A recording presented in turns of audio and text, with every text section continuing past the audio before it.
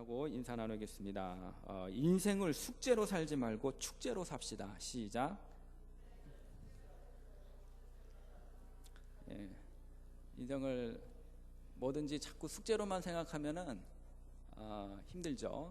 그러나 기쁜 마음으로 축제로 살아가면은 우리의 인생이 더 영원히 더 행복하고 소망 가운데에 발걸음이 가볍게 인생을 걸어갈 수 있으리라 믿습니다.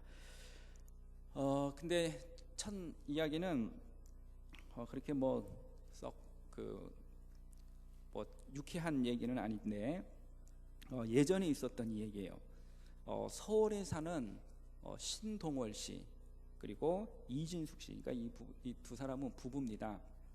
이 부부가 이제 아이가 있었어요. 이제 3살 난 아이가 있었는데 이 3살 난 아들과 함께 고향 이제 명절 때 순창에 이제 내려왔다가 이제 올라가는 길에 승용차에 이제 치여 숨을 거두는 사고가 있었어요.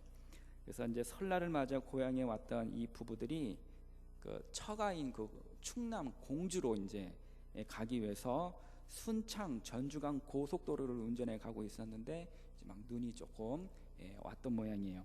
그래서 눈발이 날리는 가운데 그 구이면 계곡 터널 부근에 왔을 때 그만 그 사람들의 앞에 가던 차가 그만 빙판에 미끄러지면서 중앙 분리대를 들이받고 도로 한가운데 멈춰 서버리고 말았습니다.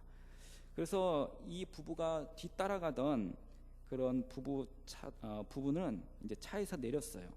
그리고 이제 남편은 운전자를 구조하고 있는 사이에 부인과 또 3살배기 아이를 가슴에 안고 이제 그 앞에가 이제 사고 난 차량 운전자가 여성이었나 봐요.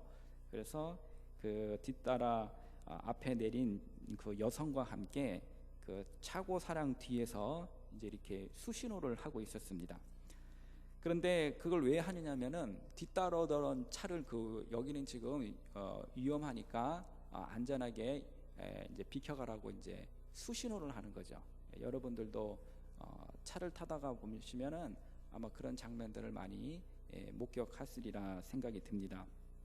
그런데 그 수신호를 제때 보지를 못한 한 차량이 가다가 늦게서야 그것을 발견을 하고 급브레이크를 밟았는데 거기도 이미 그 바닥이 빙판이라 미끄러지면서 그 사람들을 덮치고 말았어요.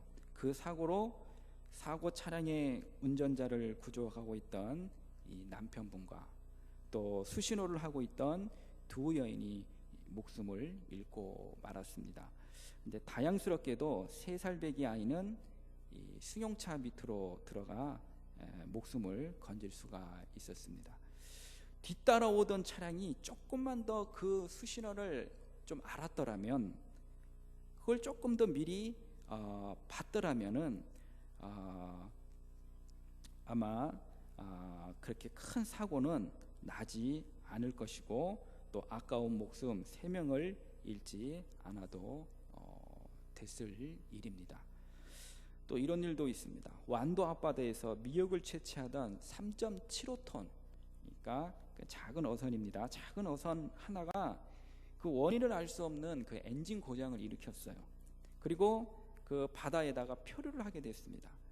그 배는 마찬가지로 30세의 그 젊은 부부가 함께 타고서 미역 채취 작업을 하고 있었는데 그만 기관 고장에다가 기상악화로 이 배는 63시간 무려 이틀 반이나 표류를 하면서 우리나라 국토 최남단인 그 마라도 서남쪽 115km 지점까지 떠내려가고 말았습니다.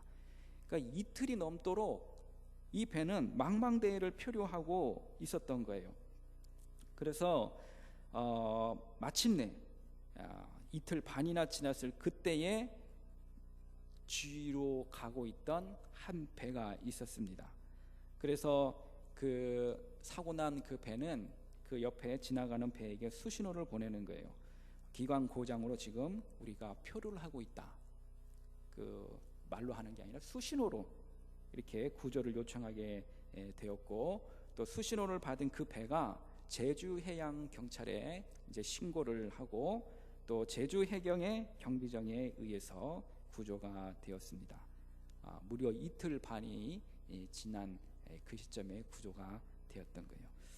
저 두 사건을 말씀을 드렸는데 앞에 말씀드린 자동차 사고는 수신호를 제대로 발견하지 못해가지고 큰 사고가 난 경우이고, 표류하던 배가 구조된 사건은 수신호를 받은 다른 배가 제때 그 수신호를 발견하고 안전하게 그 배를 구조할 수가 있었습니다. 여러분, 사실 우리가 무심코 넘겨서 그렇지 우리 주변에는 아주 수많은 수신호들이 있습니다. 그리고 우리는 그 수신호에 따라서 상황을 파악하기도 하고 문제가 일어나는 것을 알기도 합니다. 그런데 때로는 우리는 그 수신호를 무시하다가 엄청난 재난을 겪을 수도 있다는 사실을 여러분 잊어서는 안 될 것입니다. 오늘 우리가 읽은 말씀은 하나님께서 이스라엘 백성들에게 경고의 수신호를 지금 보내고 있는 장면입니다. 때는 시대적 배경은 주전 593년, 당시 유다는 국가적으로 아주 혼란스러운 상태였어요. 이미 두 번에 걸쳐서 605년과 698년에 바벨론의 침공을 이미 받았던 적이 있었습니다. 그때 수많은 사람들이 바벨론의 포로로 붙잡혀 갔어요. 특히 두 번째 침공 때에는 약 한 1만 명 이상이 포로로 붙잡혀 가게 되는데, 그 중에는 그 당시 유다의 왕이었던 여호야긴 왕도 포함이 되어 있었습니다. 근데 이 왕은 왕이 된 지 불과 3개월 만에 이스라엘 역사를 통틀어 가지고 제일 짧게 한 왕입니다. 3개월 만에 바벨론의 포로로 끌려가고 말았습니다. 그런 상황에서 나라는 아주 풍정등화 같은 그러한 시대를 살아가고 있었는데, 아주 위기 가운데 있었는데, 그때야 하나님께서 이 유다 백성들에게 끊임없이 회개하고 하나님께로 돌아오라 돌아오라 계속 말씀을 하셨어요. 오늘 본문 이 에스겔을 통해서뿐만 아니라 이사야 선지자나 또는 에레미야 선지자 등 수많은 선지자를 통해서 유다 백성들에게, 이스라엘 백성들에게 하나님께 돌아오는 자만이 살 길이다라고 끊임없이 하나님의 말씀을 선포를 했습니다. 그런데 유다 백성들은 그걸 말을 좀 제발 좀 들었으면 좋겠는데 그 말을 듣지를 않는 거예요. 자꾸 거부를 합니다. 하나님 말씀 듣기를 거부를 해요. 그렇게 우상 숭배에 빠져있던 유다 백성들에게 하나님께서는 이 선지자를 통해서 계속 돌아오라고 외치는데도 듣지를 않는 거예요. 그래서 하나님께서 결국은 어떻게 하느냐, 이대로 가다가는 정말 안 되겠다 싶었어요. 참 선지자들은 회개를 해야 너희들이 구원을 받을 수 있다고 얘기를 하고, 거짓 선지자들은 아니다, 그냥 그대로 그냥 가라, 그러면은 너희들은 아무 이상이 없을 것이다. 거짓 선지자들이 나타나서 너희들은 절대로 망하지 않는다, 그렇게 얘기를 하니까 그 말을 철석같이 믿었던 겁니다. 그래서 하나님께서 택하신 방법이 하나가 있었어요. 그게 무엇이냐? 그것은 바로 몸으로 말씀을 하는 것입니다. 말로 자꾸 얘기를 해도 안 들으니까 몸으로 얘기를 하는 거예요. 그래서 선지자들의 행동을 통해서 하나님께서 그들에게 말씀하기를 시작을 하십니다. 그 본문이 그 가운데 하나입니다. 하나님께서 에스겔에게 떡을 구워서 만들어 먹으라고 그렇게 말씀을 하세요. 근데 떡 굽는 방법이 아주 색다릅니다. 그게 뭐냐면 밀과 보리, 콩, 곡식을 한 20세겔로 이 보리떡을 만들어 인분에 구워 먹으라는 거예요.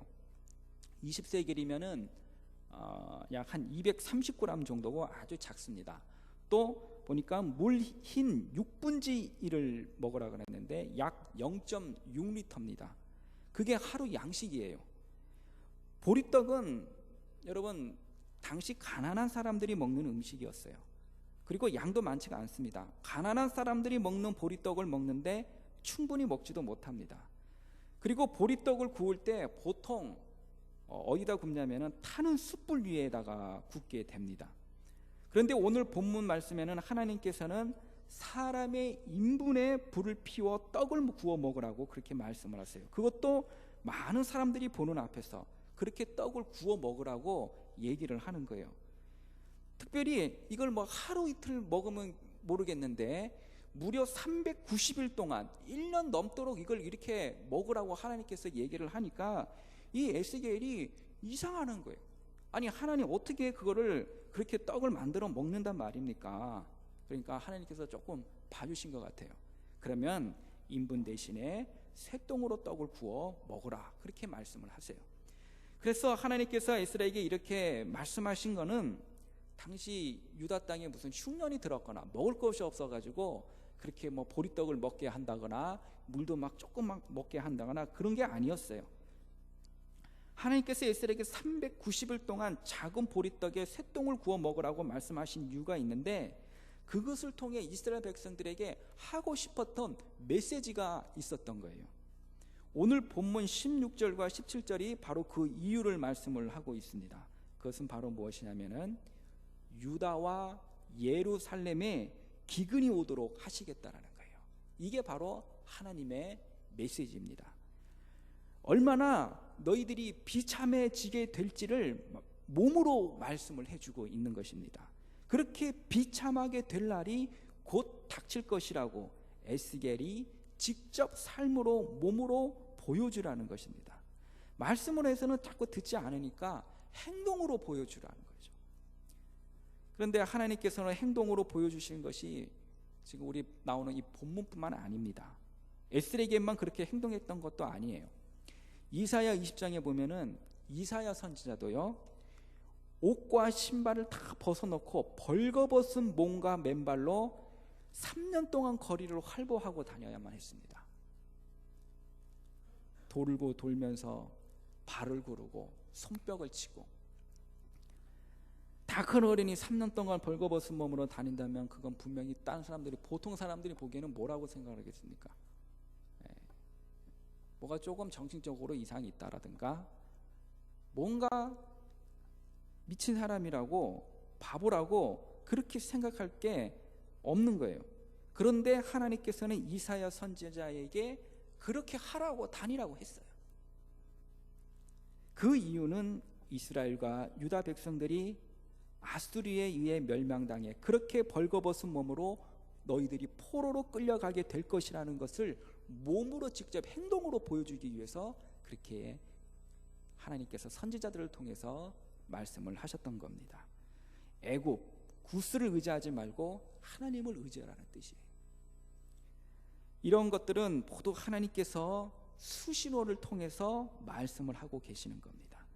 여러분, 우리는 인생의 향해길에서 우리에게 보내온 수신호를 잘 캐치를 해야 합니다. 여러분, 언제 수신호가 옵니까? 아주 위급할 때 수신호가 오는 거예요. 갑작스럽게 어떤 문제가 생겼다든지 뭐 큰 어려움이 생겨서 뭐 말로는 도저히 상황을 설명할 수 없다라든지 도움을 요청할 수 없을 때 수신호를 사용을 하게 됩니다. 자신이나 상대방의 위기상을 알려주는 거예요.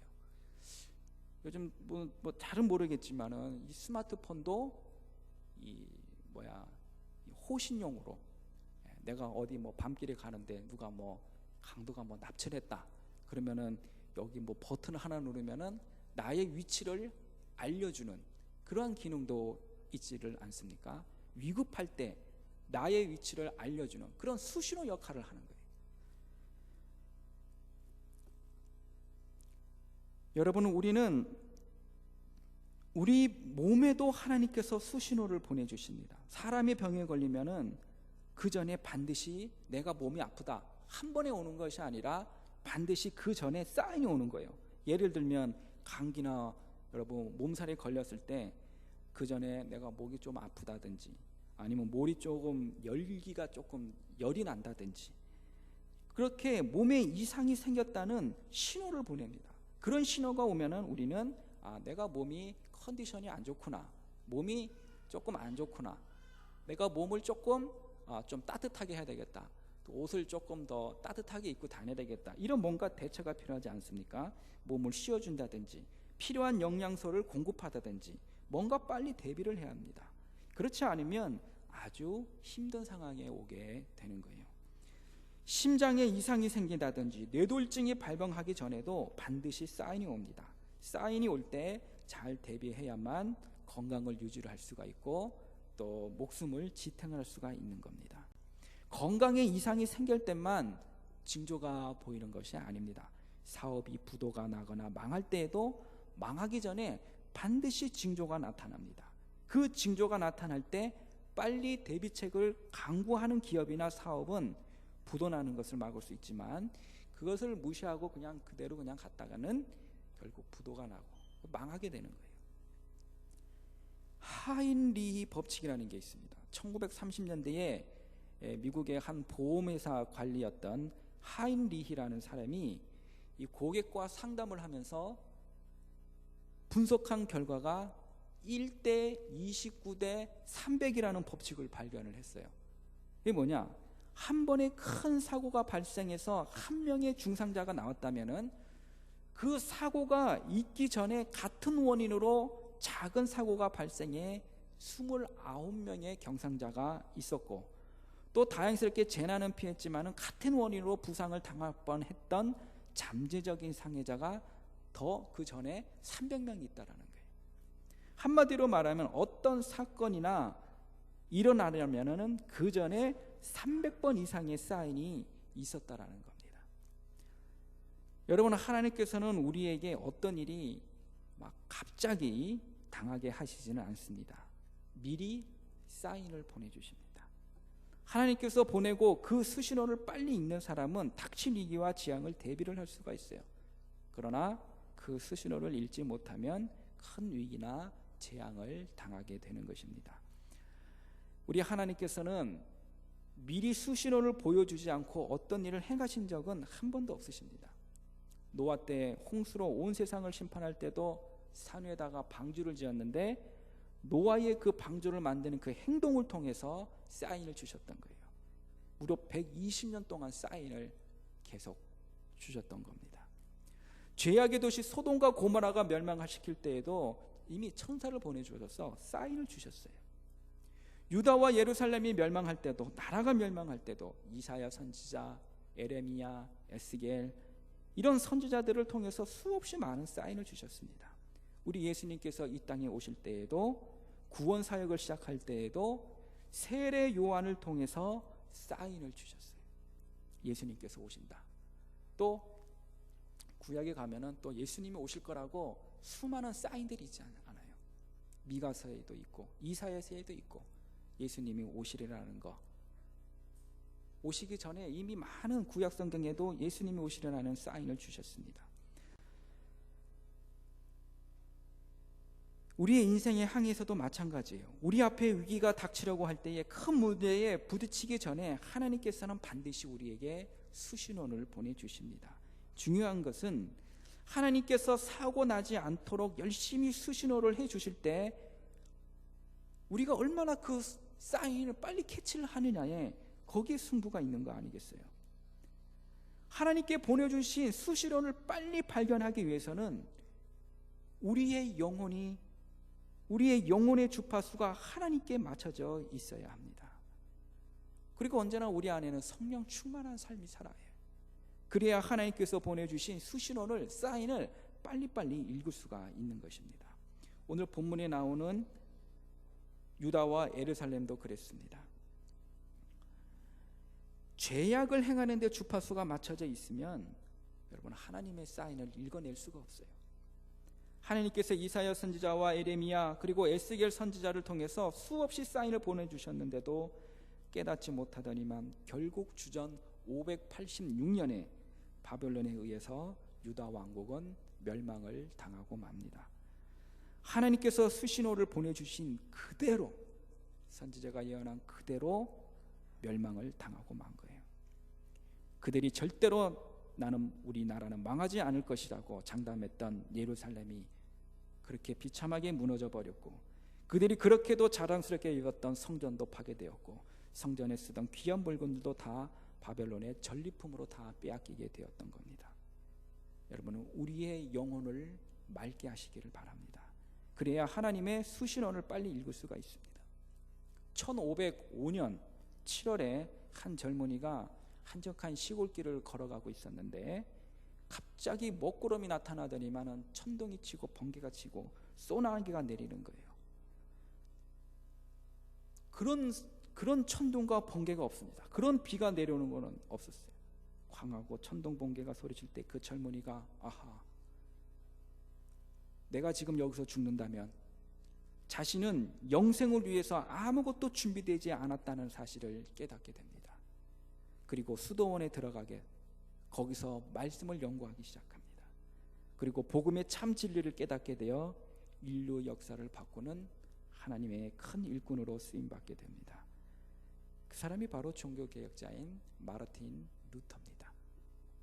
영혼의 안테나가 하나님께로 향해 있을 때, 그리고 영혼의 주파수가 하나님께 맞춰져 있을 때에 우리는 하나님께로부터 들려오는 수신호, 세미한 음성뿐만 아니라 인생의 항해에서 자처하지 않도록, 실패하지 않도록 끊임없이 보내주시는 하나님의 수신호를 읽어낼 수가 있는 것입니다. 여러분, 오늘도 여러 가지 모습으로 우리에게 사인을 보내주시는 하나님의 수신호가 있음을 여러분 기억할 수 있기를 원합니다. 그리고 그 수신호를 읽을 수 있도록 우리의 영혼의 주파수를 하나님께 맞출 수 있도록 그렇게 하시기를 바랍니다.